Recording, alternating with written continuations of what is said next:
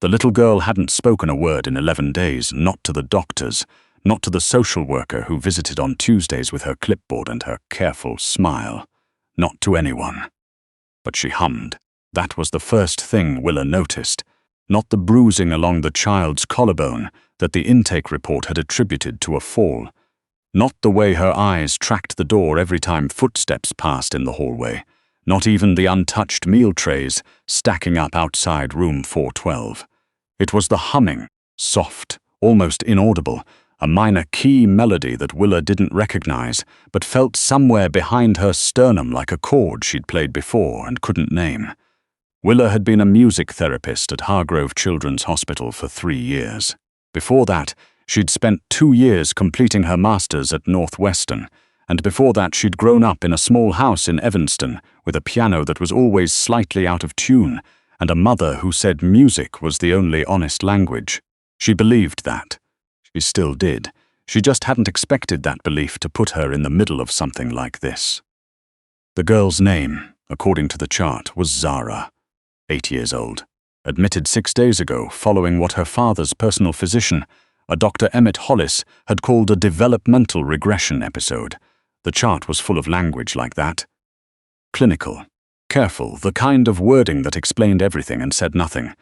Zara wasn't eating. Zara wasn't responding to stimuli.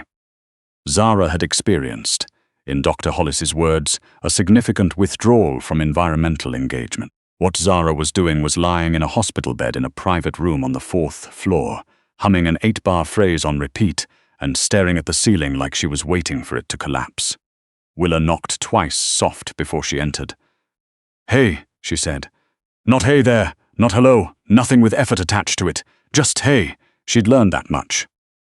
Zara didn't look at her, but the humming didn't stop either, which Willa had already started to understand was the closest thing to an invitation the girl had. She pulled the chair to the middle of the room, not too close to the bed, not hovering near the door, and sat down with her hands open in her lap. She didn't bring an instrument today. She'd learned to read which days called for instruments and which didn't. Today was a listening day. The melody cycled again. 8 bars.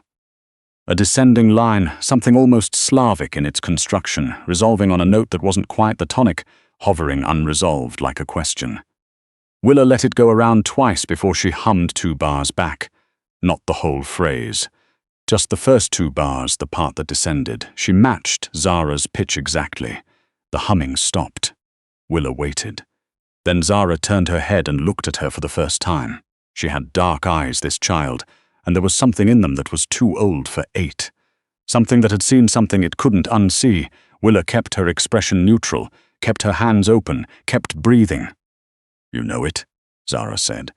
Her voice was barely above a whisper, cracked at the edges from 11 days of disuse. "No," Willa said honestly. "But I'd like to." The man standing outside the room when Willa came out was not a doctor.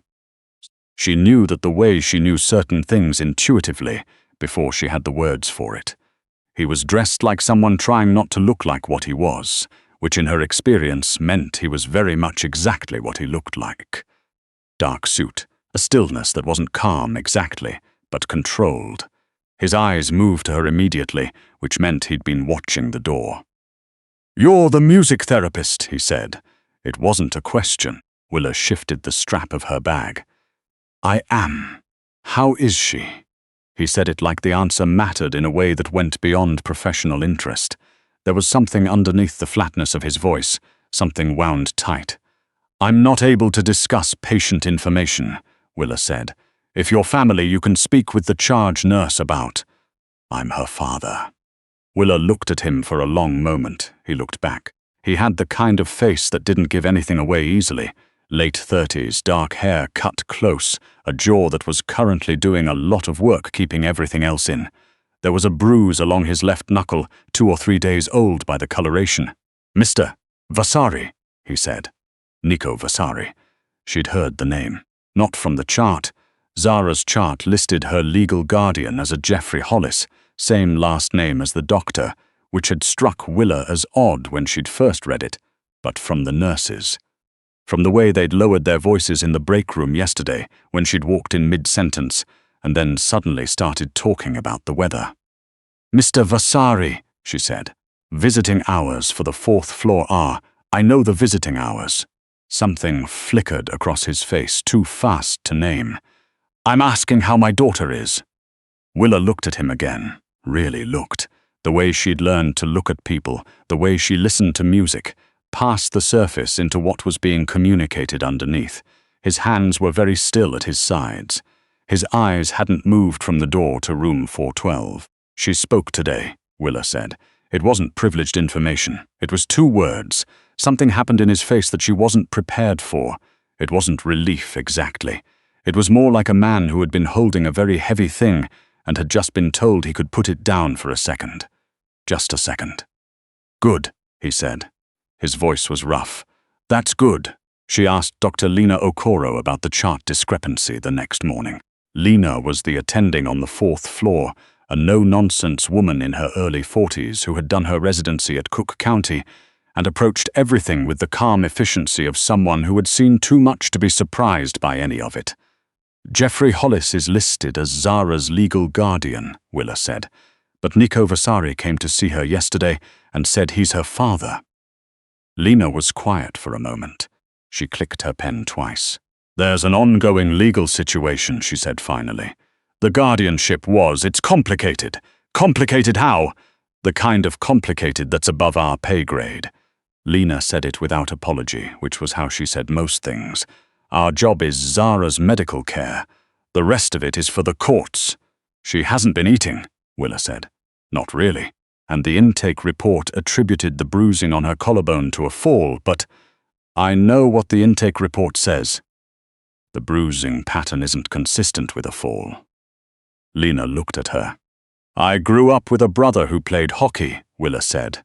"I've seen a lot of impact bruising. That's not what this looks like." There was a silence that was different in quality from the silence before it.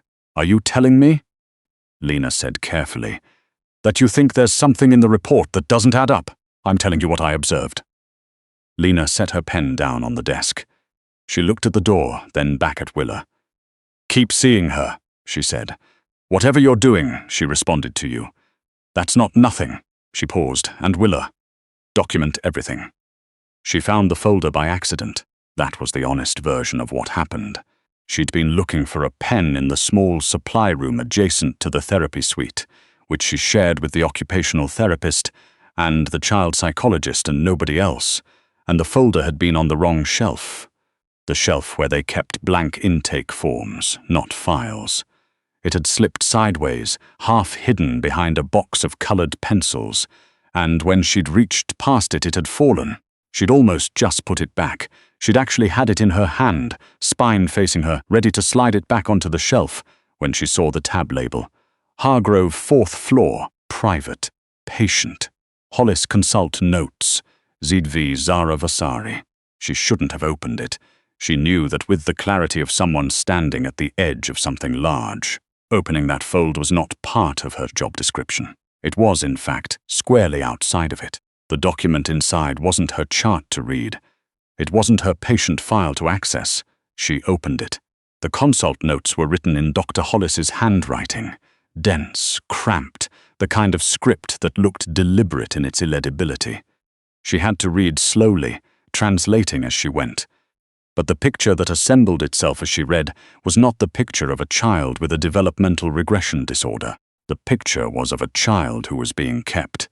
Not in any language that explicit. Nothing in the notes said it plainly, but the pattern was there. The same way a melody was there before you named it. The dosing recommendations were for a sedative compound, something she didn't recognize the name of, annotated with a note about maintaining a compliant presentation for evaluation purposes. There were references to a scheduled assessment in 12 days. There was a handwritten note at the bottom of the last page that said simply, "V has agreed to timeline." Proceed accordingly. V. Willa stood in the supply room with the folder in her hands and her heart doing something loud and unpleasant in her chest, and she thought about Zara's eyes. Too old, seeing something she couldn't unsee. She thought about Nico Vasari standing outside the door, asking in that rough, wound, tight voice, "How is my daughter?" She thought about the bruising that didn't match a fall. She took out her phone and photographed every page. The problem with having photographed the pages was that she now had to decide what to do with them. She was a music therapist. She held a master's degree in music therapy with a concentration in pediatric care. She was not a detective. She was not a lawyer. She was not anyone whose job description included intercepting what appeared to be a coordinated effort by a private physician to keep a child sedated and compliant for reasons that were not anywhere in the pages explained. She was also the only person, as far as she could tell, who had read those notes and understood what they meant. She called her friend Adara, who was doing her residency in pediatric neurology at Northwestern, and described the sedative compound by name without explaining where she'd heard it. Adara was quiet for a moment. Then she said, "That's not a pediatric compound, Willa. That's not something you'd use for a developmental presentation. That's something you'd use to suppress, affect, and inhibit. Why are you asking me this? I'm trying to understand something. That compound in an 8-year-old, that's not therapeutic. That would produce exactly the kind of..." Adara stopped. "Where did you hear that name? I can't tell you yet. Willa, I will. I promise. But not yet." She hung up and sat in her car in the parking garage for a long time, engine off, folder of photographs on the passenger seat, trying to figure out what a music therapist did when she had evidence that a child was being chemically suppressed and the physician responsible had the same last name as the man listed as her legal guardian. She thought about going to Dr. Okoro. She would, eventually, but she needed to understand the scope first, needed to know who was inside the circle and who was outside it, because if she went to the wrong person, those photographs disappeared and Zara stayed in that room for 12 more days until whatever was scheduled happened. She also thought, with a kind of wary honesty, about Nico Vasari. She didn't know what he was. The nurse's silence had told her something. So had the bruise on his knuckle. So had the way he'd stood outside that door like a man who had been removed from somewhere he had every right to be. But none of that was a complete picture. A man could love his daughter and still be dangerous. Both things could be true at once, and probably were. What she knew was that whatever V has agreed to timeline meant Nico Vasari was not V. She went back to room 412 at 2 in the afternoon. Zara was sitting up. That was new. She was still pale, still thin in a way that made Willa's chest hurt. But she was sitting up and she had the television remote in her hand, though the television was off. "Hey," Willa said. "Hey," Zara said back. Progress. Small, but Willa had learned to love small. She settled in the chair. Today she'd brought the small keyboard, the one she kept in her bag for sessions that were ready for it. She set it on her lap without turning it on. Just let it be there, an option. "The song you were humming," Willa said. "Where did you learn it?" Zara looked at the blank television screen. "My dad," she said. "He used to play it on the piano when I was little. He said his mum taught him." She paused. "He's not allowed to come see me." "I know," Willa said, though she didn't know all of it. "He didn't do anything wrong." The child said it with a flatness that wasn't a child's flatness. It was the flatness of someone who had been not believed before and had rearranged themselves around it. "Jeffrey says he did, but Jeffrey lies." Willa was quiet for a moment. She turned the keyboard on, volume low, and found the key the melody lived in. She played the first 2 bars. Just the first 2. Zara looked at her. "Will you teach me the rest?" Willa asked. Zara taught her the rest. She went to Nico Vasari. She found him the way she'd half expected to find him, in the hospital lobby on the wrong side of the visiting hours restriction, nursing a terrible cup of vending machine coffee and watching the elevators. "Mr. Vasari," she said. He turned immediately, looked at her the same way he'd looked the first time, assessing, then recalibrating. "Ms. Willa Pruett," she said. "I'm the music therapist. We met outside Zara's room, I remember." She glanced around the lobby. It wasn't busy, but busy enough. "I need to talk to you about something, somewhere that isn't here." He didn't ask why. He just stood up. They sat in her car in the parking garage. She handed him the photographs. She watched him read them. She watched his face do the thing she'd watched it do outside room 412, that controlled flatness that was working very hard to stay flat. His hands were completely still on the pages when he got to the last one, the one with V has agreed to timeline. He stopped. Vincenzo, he said. It wasn't directed at her. It was the voice of someone arriving at a conclusion they'd suspected and had hoped not to reach. My brother. He's the one who helped Jeffrey Hollis get the guardianship, Willa said. It wasn't a question, but he answered it like one. It went through a judge in family court 6 weeks ago. I have a lawyer. We've been fighting it. He set the photographs down on his knee. I knew something was wrong with her treatment, but I couldn't get anyone to listen to me. I couldn't access her chart. I'm not legally. He stopped. She heard the effort in the stopping. She's been sedated, Willa said. The compound Dr. Hollis has been using isn't appropriate for pediatric care in this context. It would explain why her presentation has been so flat. It would explain the eating, the non-responsiveness. She paused. It's also why she responded to me. I'm not administering anything. I'm just sitting with her. Whatever clearance she gets from our sessions, it's because nothing's been added. What is the timeline, he said. The 12 days. I don't know. He was quiet. There's a scheduled assessment, Willa said. I think from the wording they want her to present a certain way for it. Compliant, non-responsive, the way she's been presenting. If she presents that way for a court-ordered evaluation. The guardianship gets finalized. He said it like something he'd known was coming and had been trying to outrun. And once it's finalized, I lose standing to contest it. Vincenzo gets control of her trust, her assets, everything her mother left her, everything my wife left her. He said, my wife, the way you said something that you were still learning to say in past tense, the present tense, still alive in your mouth. Willa looked at the photographs on his knee. I'm going to take this to Dr. Okoro tonight, she said. And I'm going to file a report with patient advocacy. This is a mandatory reporting situation. I want to be clear that this isn't something I'm doing with you. I'm going to do this regardless, but I thought you should know what I found. He looked at her for a long moment. Why? It was the right question. She'd been asking it herself. Because she taught me the rest of the song, Willa said. Because she's 8 years old and she knows what a liar looks like, and she shouldn't have to learn that yet. She picked up the photographs from his knee and put them back in the folder. And because the bruising on her collarbone isn't from a fall, and somebody should have said something about that before I did. Something shifted in his expression.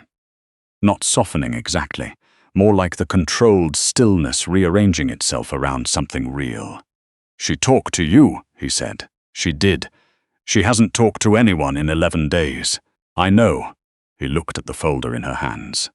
The melody, he said. The one she was humming. My mother was from Krakow. She used to sing it to me when I was about Zara's age. A pause. I didn't know Zara remembered it. Kids remember everything, Willa said. Especially music. It goes somewhere different in the brain than language does. It doesn't go where things can be taken from you. She looked at him. She remembers it because she loves you. He said nothing. His jaw was doing that work again. I'll call you, she said, when I've spoken to Dr. Okoro. It went the way things like this went when you did them right, which was to say slowly, and then very fast. Dr. Okoro looked at the photographs for a long time. Then she called the hospital's patient advocate. The patient advocate called a physician not affiliated with Hollis.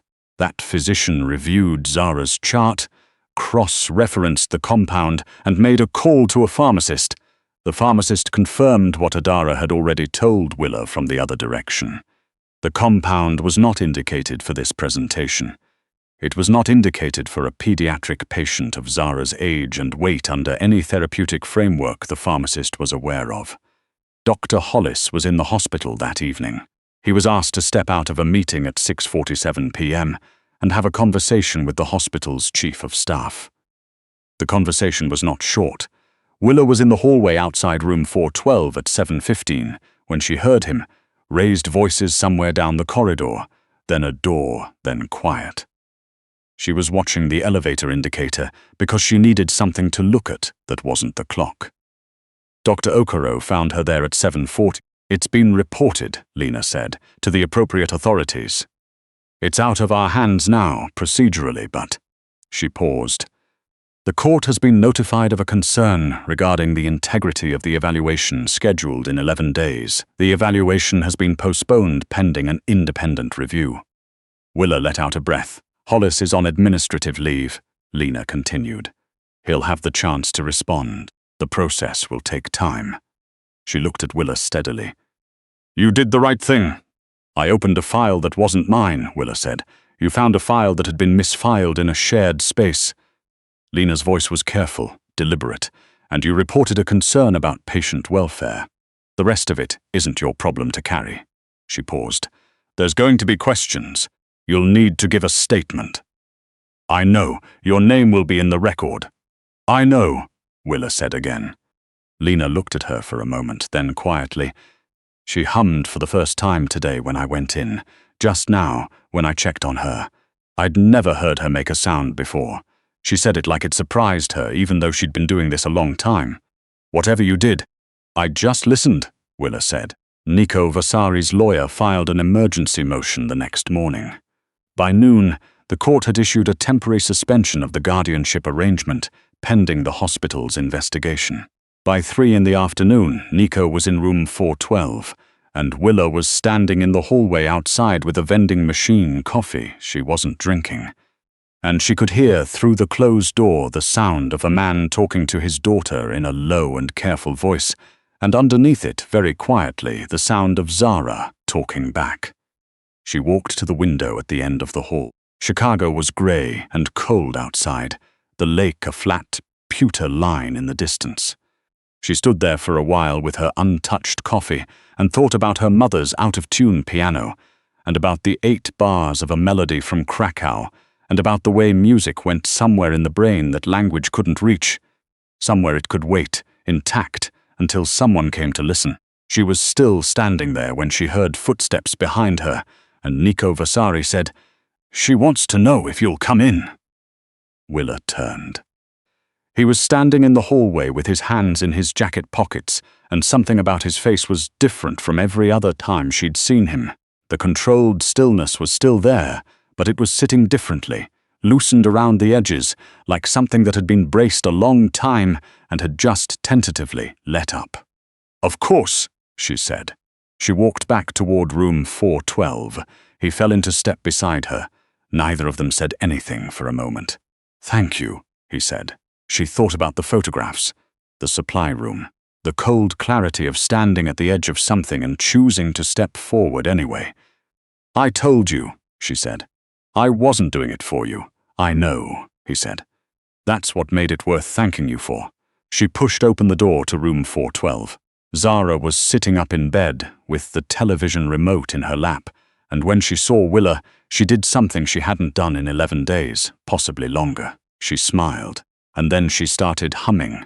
The whole phrase this time, all 8 bars, descending and unresolved, and then, in the last measure, resolving. Landing on the tonic, arriving somewhere. Willa sat down in the chair and listened, and for the first time since she'd walked into this room a week ago, the melody found its ending.